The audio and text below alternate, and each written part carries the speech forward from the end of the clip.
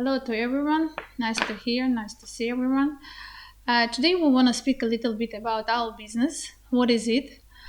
And I would like to go somehow to the history of our company. The company itself was established like 30 years ago, and I'm proud to say that the company was established by my mother, and she's currently the patent attorney of Azerbaijan.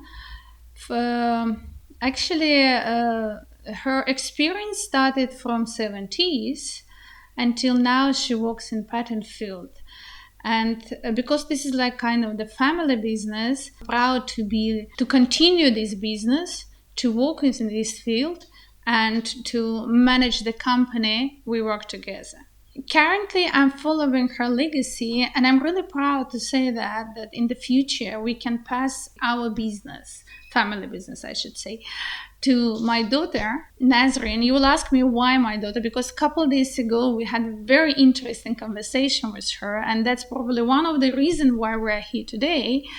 And we spoke about the woman rights, woman inventions made by women and get a patent. So I would like to introduce my daughter, Nazrin. She's grade 9 studying in the school, and she participated actually in probably more than 7 or 8 MUNs, and her main field is the protection of women's rights, and she's today here with us.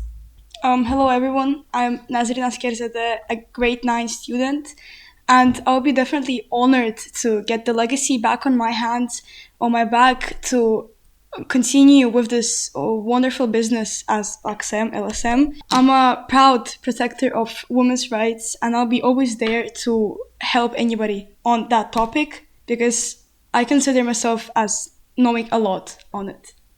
As a follower of the legacy which was passed to me from my mom, I would like to ask you, Naz, and my daughter, whether you are interested to continue this work in the future.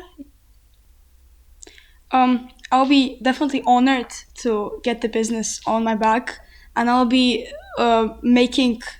giving all what I can do for the business to make it even better, and maybe even open it more in fields like environment or maybe anything related to SDGs, as it is being my favorite topic, and definitely be really honored to get the business.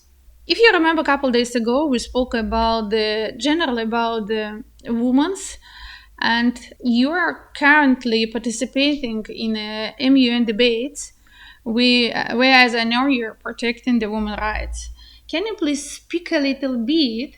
Let's start first from your direction in this MUN participation and the protection of women's rights, and then I have a couple questions to you. Yes, I have been participating in debates and MUNs, which is really well known here.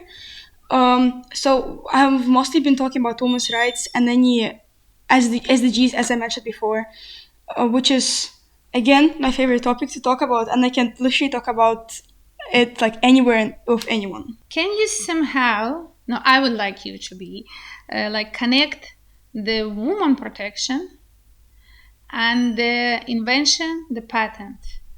We all know about Marie Curie, and as I know, she was one of the not only the woman, I mean all the nominated persons in the Nobel who got it twice prize. Can you please tell us a story about her, or about probably her invention, and about the patent, if she get it or not? So I would be happy to hear it. It's actually a really hot topic now, and everybody is talking about it since the day she won it.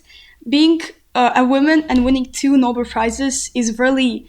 When I saw that, I was flabbergasted on looking at how much great achievements us as women we have made on, like, for example, Marie Curie, that has won 2 Nobel Prizes and being nearly one of the only people in the whole world counting as male and the female gender. Marie Curie did a wonderful job.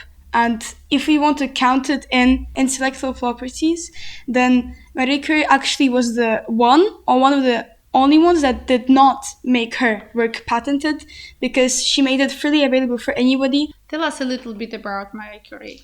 So, Marie Curie is a physicist and a chemist that won two Nobel Prizes, and in the 1900s. So, the thing about it, she was one of the only people that won two Nobel Prizes because it's really unique for people to win two of them.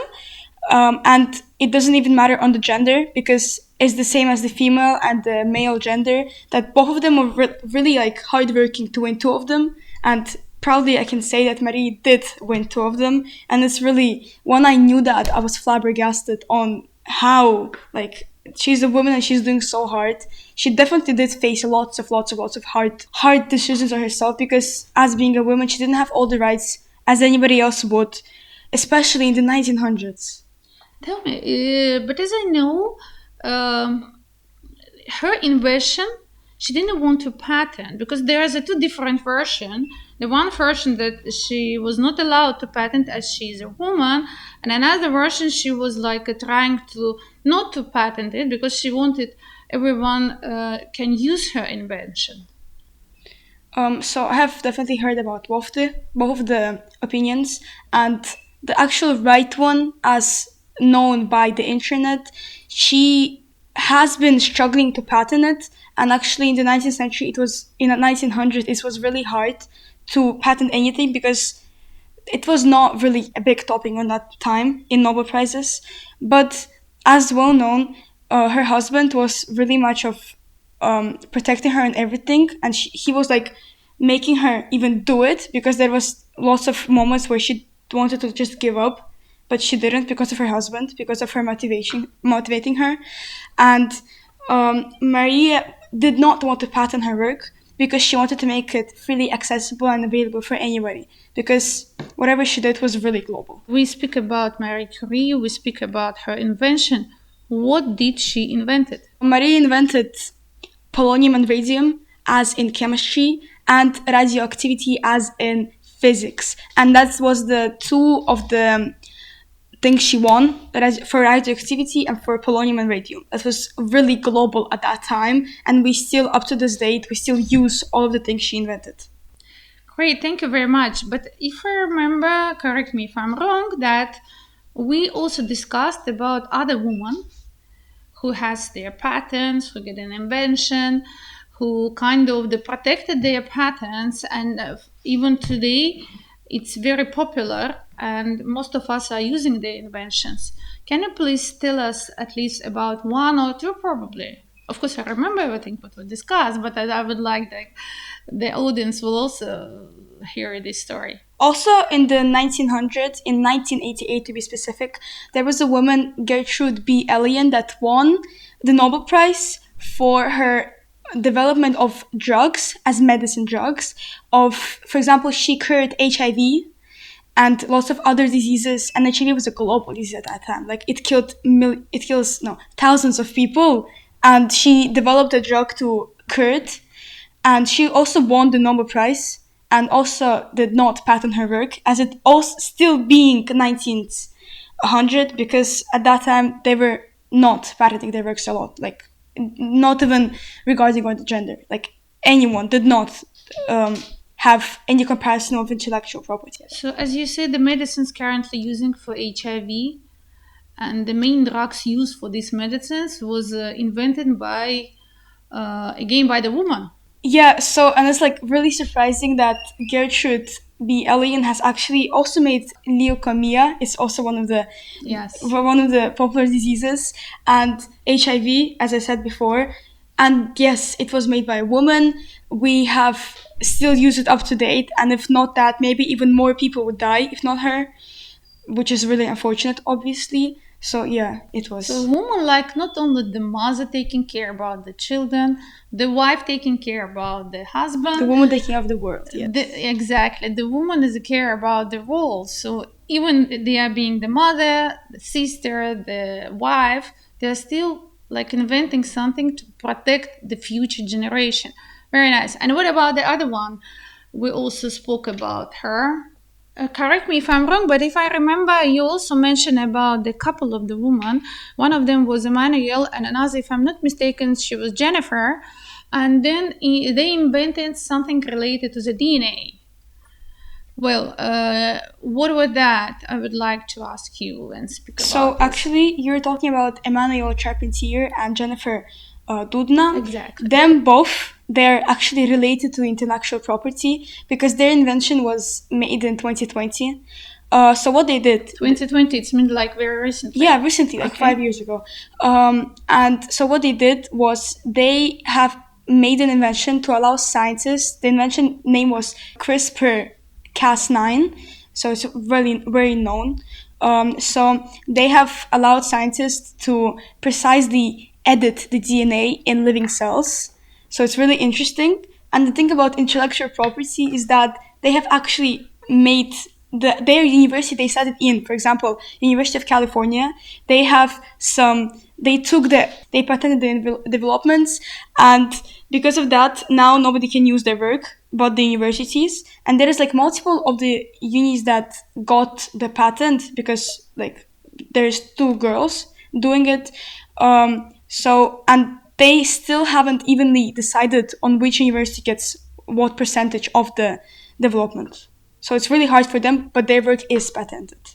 They are protected. Yes, but not the patent doesn't get to themselves. The university is having the patent. The owner of the patent Yes. is not like the university. university. And most of them, like employees, and they're working, studying in this university and getting this. They're the owners, they're the makers, but the person who actually like but This is actually a very good point because a lot of patents, while they're applying for the registration, the owner can be the different. But definitely we have to mention the authors of these patents, as you said, the inventors. So in your case, as I understood, the owner of the patent is a university, and as authors, as inventors, we have Jennifer and Emanuela, whose names I'm sure that somehow mentioned in this patent. Thank you very much, first of all, for the participation. But as a conclusion of our conversation, I would like to ask you the question. As you know, we have, and even you know, as being my daughter among my friends, we have very empowered women, successful women, and they have their own business. Some of them has shops, beauty salons, probably the business in kind of the field. Some of them registering their trademarks, inventions, patents, whatever that. You as a young generation, I would like to hear your advice to it's probably currently for our generation and in the future for your generation, being the woman. And if you empower women, what is your suggestion in respect of the intellectual property field? I want to address not only the women that are above my age, but the girls, because that's more the thing I focus on. So first of all, my first phase would be being a woman is really proud. Supporting women is also something to be really proud of. As because this strong gender that has been fighting for years for their rights in the whole world to get better, to get people to know them, and it's really, really like we're really consistent, and that's just a thing. So as you mentioned, our family, my surroundings, actually, we have our not only our friends, not only like people we know have businesses, but as well as our own family being really like big in women because like is really good for us all. Definitely my advice would be to always be there for women and to always help ourselves and the girls and to never be scared to go more and more and more, because the more you go, the more you succeed, the more you achieve, the more you're proud of yourself, and that's the main thing for anything there is. It's kind of like a slogan, okay, Yeah. you said now. Yeah, so like, and myself, I would be really like honored to do whatever there is with women's rights and to protect it no matter what it costs me, because I think that's the goal for my life for now, for whatever I have right now. And yeah, something. But how would you connect to intellectual Yeah. property? Yes. So is that when you do something and somebody wants to steal your idea, that's why you have to patent it. Yeah. So if you have an idea, you do it, you make it blow up, and then you patent it, so nobody can steal your idea because you're gonna be really like heartbroken when you're gonna And you see. can earn tomorrow from that. Yeah, that's a That would be definite the advantage. very good like benefit in the future, because if your idea, if your trademark, if your invention protected, it's mean that you're the owner. Probably it's kind of the real estate, which you can in the future rent or you can sell. The same is happening with your invention, with your trademark, etc. You can sublease it or you can sell it and you can get the money for that. This is the main important thing. We have, like, it depends on the person or whatever they're choosing for their future. As me, I want to go to law to protect women's rights, and that's the thing. And intellectual property. And by the way, intellectual you property, promised me. definitely. I don't have a choice, I think. So, like, yeah, that's the thing. We usually discuss what we want to do in future, and like there have also been collaborations between us, but we never know if it happens or not. But like, we definitely discuss a lot of stuff about future, and we think about future a lot. But you have to push them to protect their all ideas and all the business in the future, like to be protected. To be protected, yeah. I have actually mentioned to them before that if y'all do anything, just call me. I'm gonna do it for you guys. Don't worry. Great. Thank you very much. Thank you very much for your time. Probably in the future you want to invite some of your friends. For us, it's really interesting. The young generation, probably kind of the startup, they are thinking about this, and we would be happy to welcome them in our studio and to discuss about this. Again, thank you very much. Being my daughter, like a double thanks to you that you want to be like a follower of our company and to lead it in the future. And be sure I'll try to do my best to keep it like in the best way rather than passing it before passing it to you. For all our audience, I would like to say thank you very much for your time being with us. With us today we had Nazrin Askerzadeh. She's my daughter, and I'm happy and I'm proud to be the mother of such girls. Thank you very much.